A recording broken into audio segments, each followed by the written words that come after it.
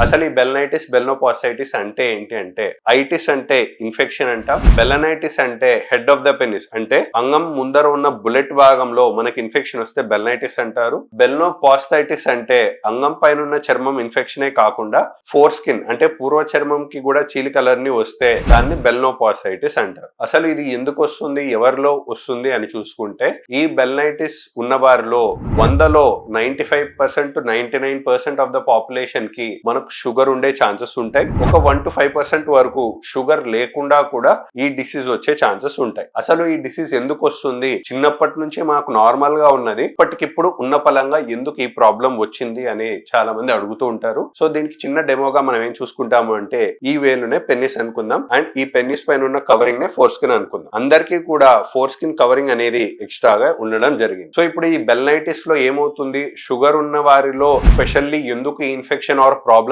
ఎక్కువగా అవుతుంది అని చూసుకుంటే, మనకు షుగర్ ఉన్న పేషెంట్స్ లో వారి రక్తంలోనే కాదు వాళ్ళ యూరిన్ లోనూ కూడా తెలిసో తెలియకో షుగర్ అనేది వెళ్తూ ఉంటుంది. సో ఇప్పుడు మనకి ఏమవుతుంది, ఈ పెన్నిస్ లో మనం ఎంత క్లీన్ గా పెట్టుకున్నాం అనుకున్నా కూడా ఈ పెన్నిస్ లోపల ఉన్న పైప్ లో last golden drops of urine అనేది, అంటే పైప్ లో మిగిలిపోయిన ఉండే యూరిన్ మనకు అక్కడ ఉన్న చర్మాన్ని నానబెడుతూనే ఉంటుంది. సో ఇప్పుడు ఏమైంది, మనకు యూరిన్ నిండిన షుగర్ ఉన్న యూరిన్ అంతా మనకు ఇక్కడ చర్మాన్ని నానబెట్టి ఈ చర్మం పైన చీలికల్లాగా స్టార్ట్ అయిపోయి మనకు ఇన్ఫెక్షన్ కి దారి తీసి, ఎస్పెషల్లీ ఇది ఎప్పుడు బాగా తెలుస్తుంది అంటే ఎరెక్షన్స్ ఎక్కువగా వచ్చినప్పుడు లేదా ఇంటర్ కోర్స్ లో ఆడవారితో ఎప్పుడైతే కలుస్తున్నామో, కలిసినప్పుడల్లా కూడా మనకేమవుతుంది, ఆడవారి నుంచి మనకి ఇన్ఫెక్షన్ స్ప్రెడ్ అయిపోయి ఆడవారి నుంచి వచ్చే ఆ క్రిములన్నీ కూడా మనకి ఇక్కడ షుగర్ నిండిన యూరిన్ లో మనకు నానబెట్టి ప్రాబ్లం ని పెద్దదిగా చేసి, వారిలో ఈ బెలనైటిస్ వచ్చిన వారిలో ఎటువంటి ఇబ్బంది ఉంటుంది అంటే, ఎరెక్షన్స్ వచ్చినప్పుడల్లా టైట్నెస్ గా ఫీల్ అవుతూ ఉంటారు అండ్ ఆడవారితో కలవనంత వరకు పర్వాలేదు, కానీ